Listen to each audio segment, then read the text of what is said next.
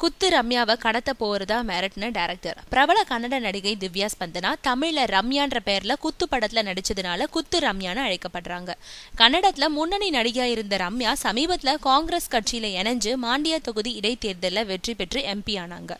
வர பாராளுமன்ற தேர்தலில் மீண்டும் அதே தொகுதியில போட்டியிட இருக்காங்க. இந்த நிலையில நேற்றுக்கு முன்தினம் பெங்களூர் நகர்ல கன்னட டைரக்டர் வெங்கட் என்பவர் பரபரப்பு போஸ்டர் ஒன்ன ஒட்டியிருந்தாரு. அந்த போஸ்டர்ல இருந்த வாசகம் வருமாறு: ரம்யா, ஏன் என்னுடைய எண்ணங்களை புரிஞ்சுக்காம இருக்க?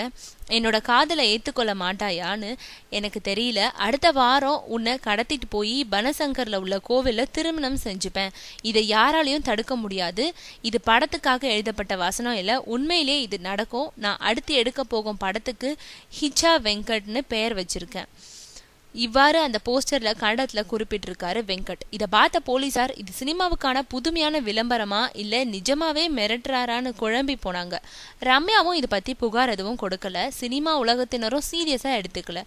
காரணம், 2010 தனக்கும் ரம்யாவுக்கும் திருமண நிச்சயதார்த்தம் நடக்க இருப்பதா பத்திரிகை அடிச்சு விநியோகித்து காமெடி பண்ணினவர் தான் இந்த வெங்கட். இப்போ ரம்யா பாராளுமன்ற உறுப்பினர்ன்றதுனால போலீசார் இதை ஈஸியா எடுத்துக்க முடியாது.